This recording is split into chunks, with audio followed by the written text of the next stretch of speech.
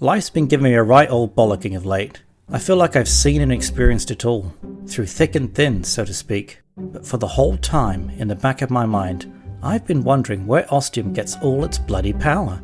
It feels like Disney World, Alton Towers and Blackpool Pleasure Beach all rolled into one, times 10. That's some serious kilowatts or megajoules of energy. Where does it all come from? Well, here at the Enigmatic Mysteries of the Unknown, we pride ourselves, and by ourselves I mean pretty much just me, on thorough research. I followed the clues and they all took me to one place, arcadiapower.com/ostium-podcast. It's an electric company that uses completely renewable energy and clean power and all that, and apparently that's where Ostium gets all its electric juice from. Yeah, not the best phrasing there, but I'm sticking with it. arcadiapower.com/ostium-podcast. One simple site with so much power. Get it? It's a joke. Anyway, I thought I'd check it out and in a few minutes had myself signed up and even got told I was going to get a $25 credit on my first bill. And considering I handle all my financial business in bloody pounds, well, before I might have been a bit pissed off, but since the country went to shit with the whole bloody Brexit thing, $25 is nothing to laugh at. So why don't you have a gander? arcadiapower.com/ostium-podcast.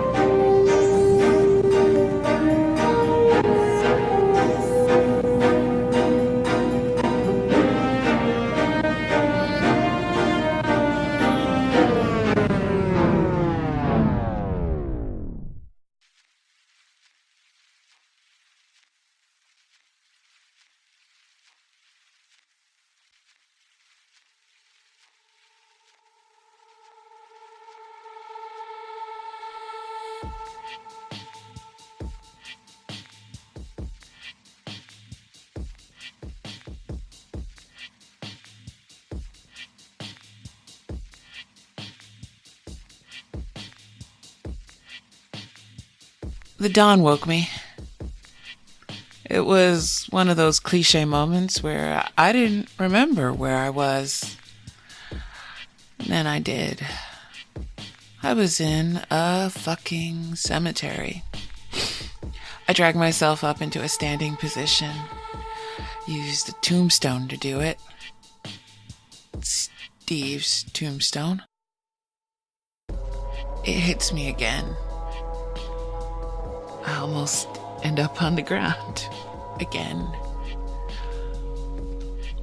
I feel 1,000,000 years old. New aches and pains I didn't know I could have. Fuck, I feel old. My 56 years on this planet are catching up with me, Ostium Network enhancements aside. But then that's what I get for spending the night on the very hard ground of a fucking cemetery that was never supposed to be here. Like I said before, nothing like this was ever talked about or discussed. At least not with me. Not in any of those many, many hours of classes. It would have been covered somewhere. Orientation at the very least. So what does this tell me? That all those fuckers at the Ostium Network have been lying to me all along? Well, that's true anyway. But about this? Lying to all of us? No, I don't think so. In fact, I know so. This cemetery may be kinda out of the way when it comes to the topographical layout of this town, but we wouldn't have missed this. We couldn't have missed this. Not something this big. And I know it's got a lot of unexpected new members, shall we say? But the space is still laid out like a cemetery. It's not like they expanded it or anything. So what does that mean then? Pretty obviously, really, dear Watson. This isn't the same Gibraltar or Ostium Network or whatever the fuck you want to call it. It's a different one. Somehow. Somewhen. Yeah. Pretty fucking heavy.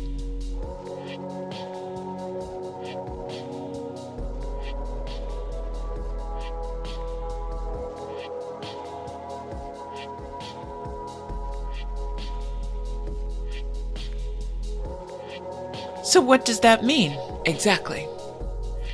Things are going to be the same here, like they were before. And also not the same. Different in some way. I haven't seen anything, yet, that tells me it's a different Ostium Network. I mean, fuck.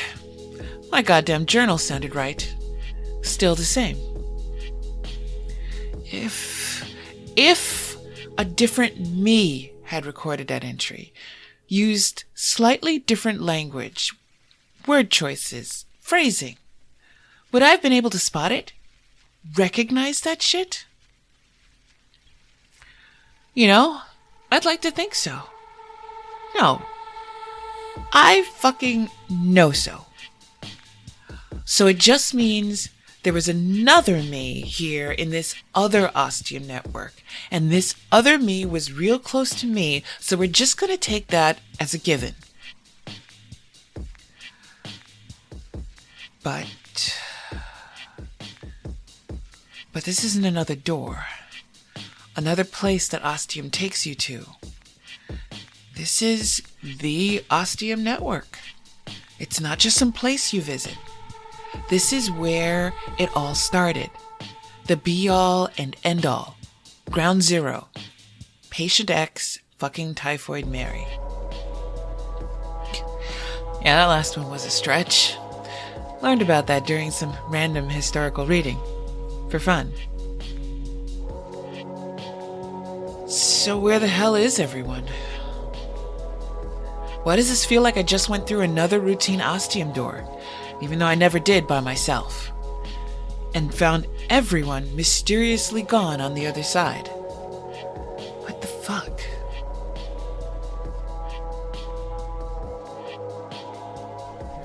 I don't know. I might never know. Let's file this one with all the other Ostium-related unanswered questions. So what's the cemetery got to do with all this? It's a glaring difference to my Ostium Network, the one where I used to live, the one where Steve lived, until he didn't. In this one, he's dead. So where does that leave my Steve? Oh shit. If he's still out there, in Ostium somewhere, behind one of those doors. He can't get back. And if he somehow does, if that miracle somehow happens, he can't get here. And, I'm never gonna see him again. God fucking damn it.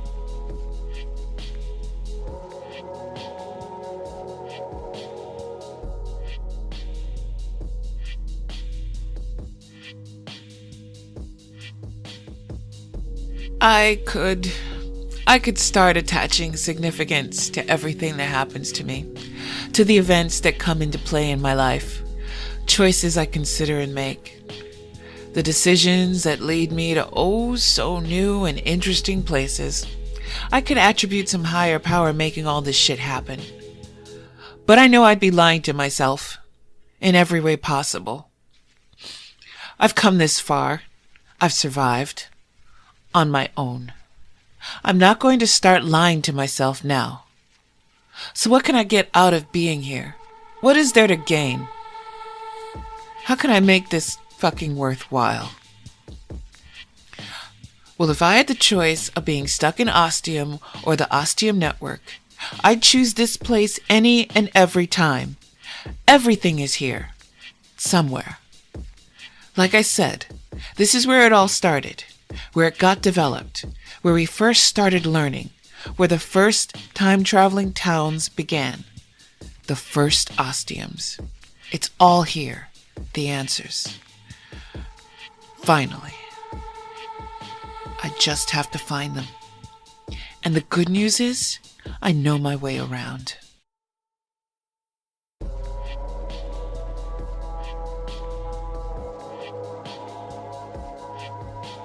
I'm starting to fall into a routine here. It's been a couple of days. I got plenty of food, enough to last a lot of lifetimes. I'm staying in my place because I guess I could look around for a better pad, more room, fancier amenities, if such a thing exists. But I don't really need to. I'm perfectly satisfied with what I've got. I was before, I am now. Don't need anything more, except some company. That would be nice. But I'm not exactly holding my breath on that.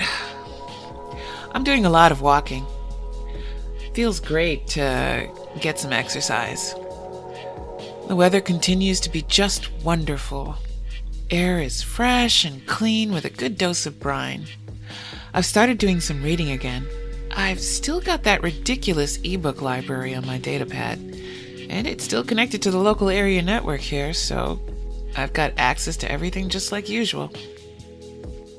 Yes, I did try contacting and messaging a bunch of different people and departments. No takers, no responses. I knew it wasn't going to be any other way. And I've started visiting the old haunts, all the places I went to before. For a couple of reasons. One, I want to see what they still look like, if they're exactly the same as I remember them. Two, I want to see if anything is different about them, since they're part of this other Ostium network, what might have changed in comparison to mine?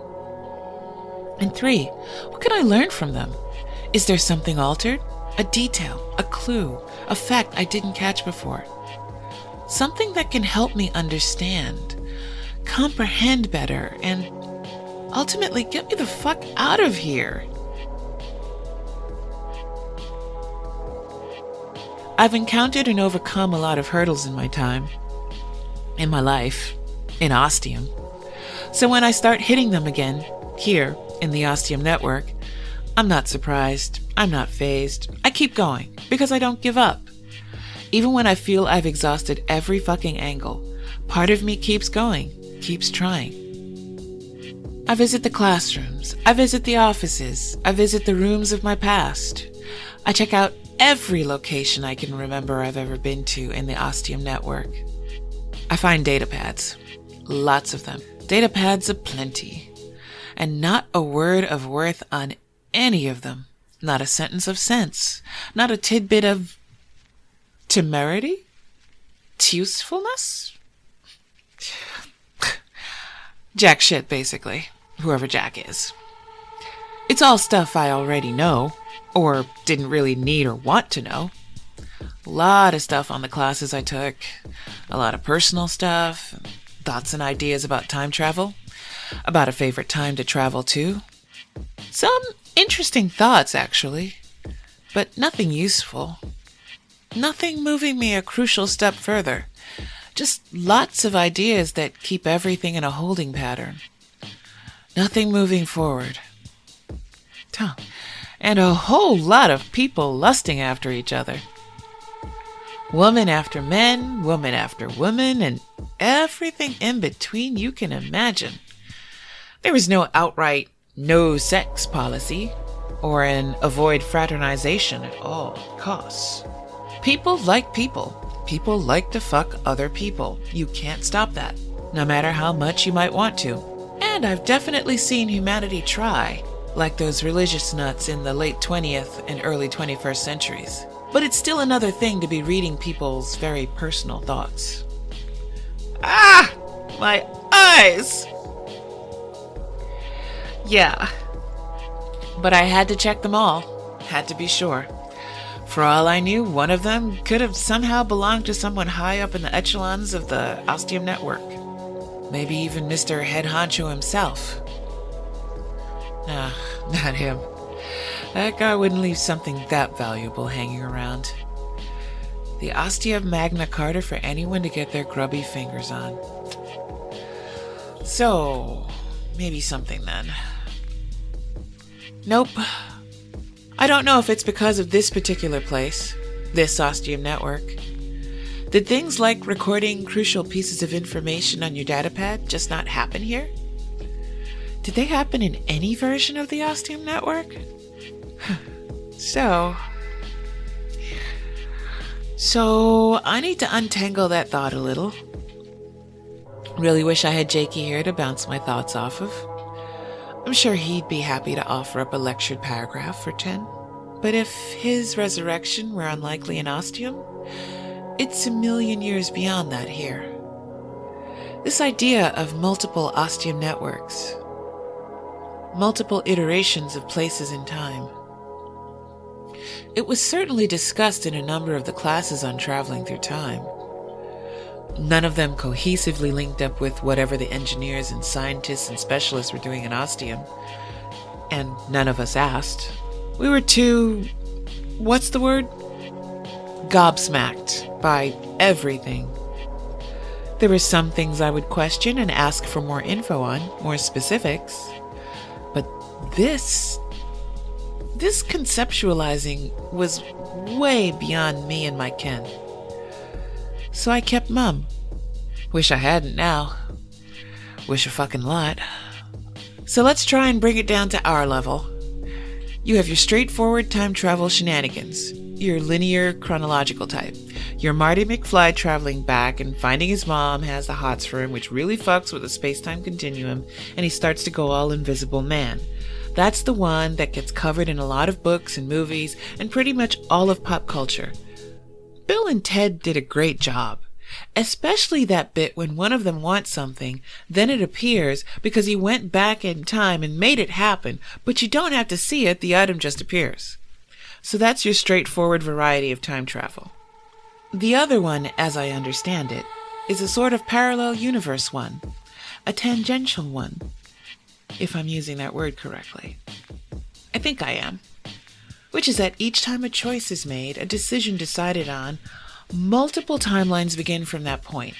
One in which the decision went that way, and one in which the choice went the other. The two are separate, and from then on, individual. And I think the two can never meet or cross over each other. I think. It's all pretty highbrow theoretical physics for me.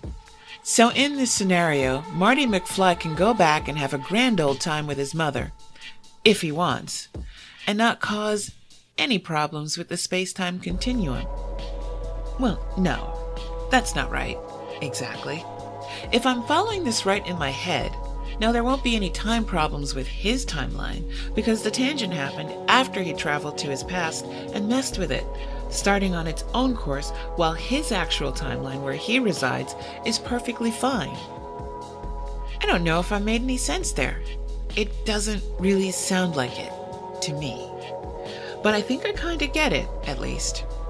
The timey-wimey stuff still gets messed up, but only on specific tangents. So this Ostium Network is on a different time tangent to the one I originally came from. Yeah, that's it. And so everyone is gone in this one. In mine, well, who knows what happened after I went through and fucked up their game plan. But people should still be there. Here it's a different story. Apparently. It's like being on the other side of a door in Ostium, with everyone gone. And none of us ever found out what the hell the deal was with all of that. Were all these people all of a sudden being zapped into non-existence? Being sent somewhere else? Another timeline, perhaps? Something. It never made sense. But thinking they were all being obliterated, atomized, that just didn't feel right. It's too much, too far-fetched. Even if that was the road Jake kept sending himself down. So, is it the same deal here, in this Ostium Network? But this isn't a door in Ostium. This is separate from that, a level above it, a step before it. Without this place, there is no Ostium, so it can't be that. But thinking back to that cemetery, there were an awful lot of headstones there. It was a thriving place of the dead. And compared to my Ostium Network, where there was no such place, it was an impossibility. So maybe they had something big happen here. Before Ostium took its first victim. A sickness maybe.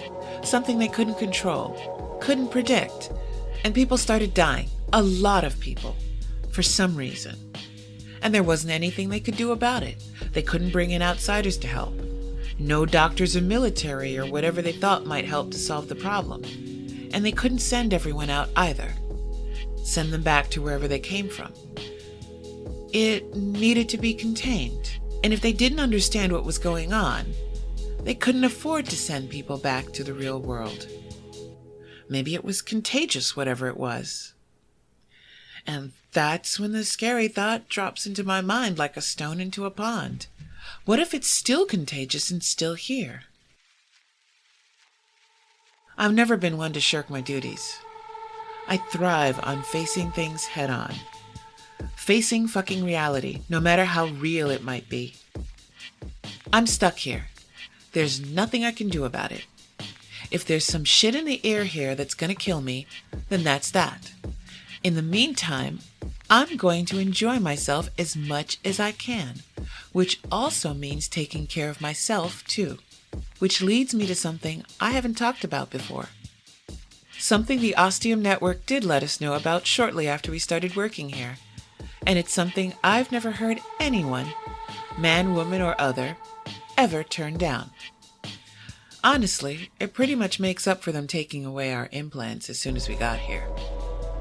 I'm gonna need a moment before I start talking about this.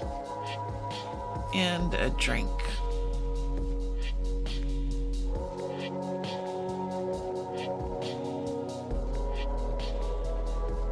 I didn't notice it till yesterday, in all my time in Ostium. Being with Jake, being that way with Jake, going through all those doors, facing oncoming death and blackness, being scared shitless. No, the thought never came into my head. But yesterday I saw a number of the spots had returned to my hands. They look like biggish moles. One looks kinda gray. Mostly they're brown, nothing really alarming. Perfectly ordinary for someone who's spent their time on this lump of rock, hurtling through time and space for over 56 years. Yes, some call them liver spots. I've never been a fan of that term, but they are a normal sign of old age. And honestly, when the Ostium Network said they really wanted me, at my age, I was shocked. Really shocked. But I still wasn't going to turn down an opportunity like this, especially not if I got to work with my son. It wasn't like it said, must be able to lift over 50 pounds on the application. So I knew I'd be okay. And the sheer excitement I got from the mystery surrounding the job and by how much they wanted me meant I could never turn them down or look back. And I didn't. By the way, I can totally lift 50 pounds, 60 even. And so, a month into our training, one by one, we met with a doctor and had a specific procedure explained to us, and we're given the option of saying yay or nay to it. Like I said, as far as I know, no one ever said nay. In the time I'm from, which is coming in on the end of the 21st century, I don't know why I'm keeping this number secret, but it's a little something, a little increment. A tidbit that only I know and you don't. Longevity in health has made some great strides, and it's now fairly common for people to make it to 100 years of age. How they get there and what sort of health they're in physically and mentally remains to be seen. So I met with the doctor, a young, vivacious-looking sister. I figured it was another routine checkup. We hadn't been poked and prodded enough when we first arrived, so now it was time for a little more sadism. But she sat me down in a cushy seat at her desk and told me about how the Ostium Network had made many advancements in many fields, including that of health and longevity. As an employee for the Ostium Network, there were certain procedures available to me, if I wanted them. Then she started spouting a bunch of medical jargon, and I felt like I was back in class. She said shit about telomeres a lot, whatever those are. At the end, she put it in nice, clear terms. If I chose to go through all 3 of the procedures, I would come out the other end looking and feeling 20 years younger. And there were no side effects whatsoever, other than my peers being shocked at how fine I would look now. I said sure. I was already fully aware of the number of young people employed by the Ostium Network. What better way to level the playing field? Am I right?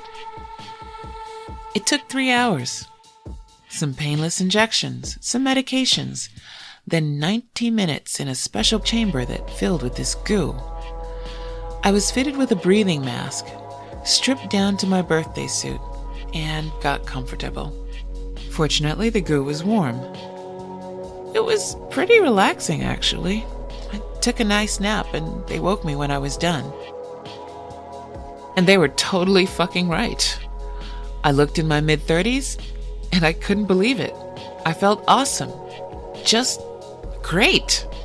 And like I said, everyone had this done to smooth away wrinkles, energize muscles, and look a little younger and healthier, even if they were in peak physical condition with looks to boot. Steve shaved off a year or 2, but I was one of the elderly few who turned the clocks back a lot. There were a lot of heads turning my way after that. After it was all done and I was dressed back in my now looser-fitting clothes, the doctor sat me down again and explained how this wasn't a temporary thing, that the process could be done repeatedly, indefinitely.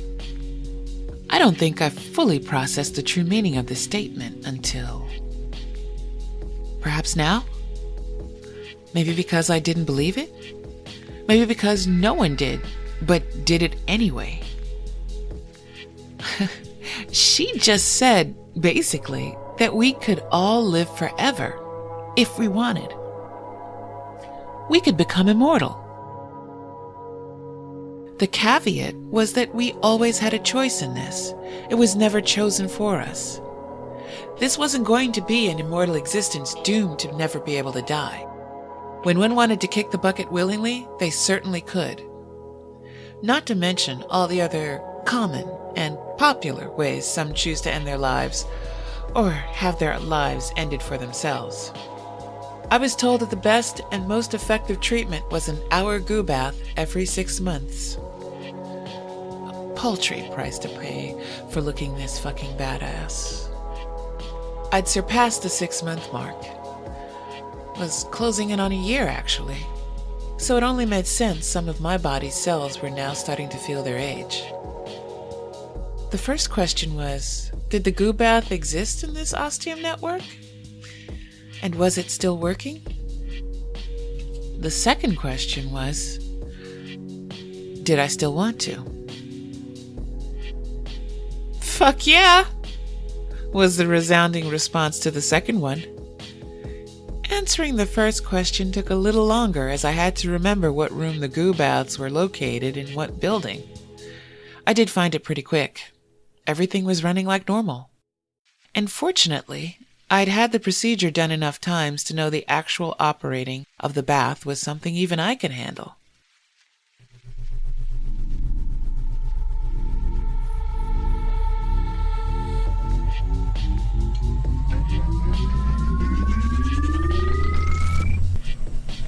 In a few minutes, I had everything powered up and running, and the purple filling up just right.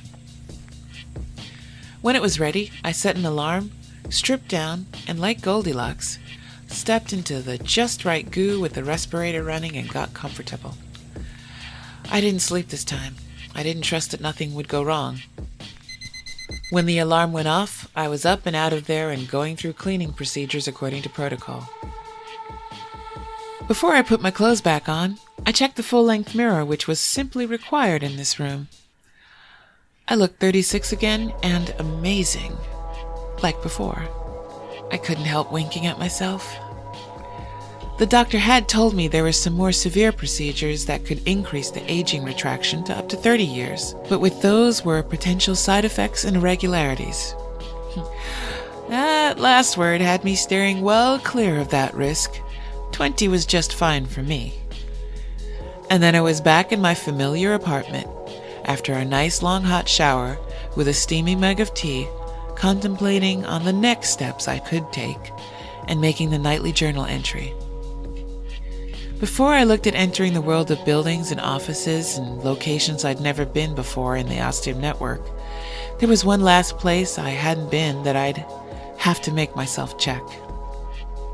Steve's place.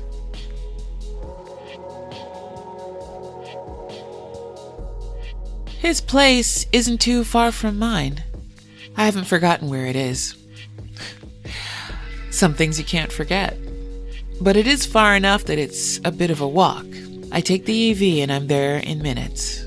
It takes me twice as many minutes to leave the vehicle and make it to the door. Then I'm stopped in my tracks. The door is half open. What the fuck? It's just like mine with the ID pad, just like all the others along this street. All those doors are closed. How come this one isn't? I step into the doorway, pushing it open. It doesn't make a sound. Good. I go inside and take slow steps, keeping as quiet as possible and listening for anything. Or anyone.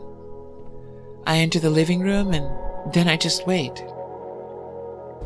5 minutes pass, then 10, then 15. In all that time, I keep perfectly still. I hear nothing but my own breathing. I relax then, check out the other rooms just to be certain. I'm alone here, as I expect to be. Then the emotion washes over me like a wave I can barely stand up against. This is where he lived, where he was. His smell is here, in every room. In his bedroom, his bed is still unmade. I'm unable to stop myself from smelling his pillow. That starts the tears. I look in his closet, where his smell is even stronger. More tears come then, and I just let them fall. In the living room, I sit on the single couch and have a long, good, healthy cry, feeling the sobs wrenched from me and thrown away, not wanting them back. More time passes, and I'm able to get myself back together. I feel my hand reaching over to the lamp on the small table next to the couch. I've sat in this exact spot many times with my lovely son. Beneath the lamp is a framed photograph of us. It got taken not long after we arrived at Ostium, and we asked to have prints, and each got one along with frames. We keep them in the same spots in our respective apartments. Some might think it's kind of sappy. It was Steve's idea. I thought it was beautiful and was really touched by the gesture. Except my hand's not finding the photo. I turn and I look, and beneath the lamp is no photo. There was a photo there before. Most fucking definitely. I can still see a thin layer of dust on the table. Where the frame was are marks and grooves in the dust. Tracks indicate the photo has been taken. What the fuck? Someone's been here. And for the first time being back in the Ostium Network, where I thought I was all alone, I start to feel afraid. And that's when another loud fucking boom happens.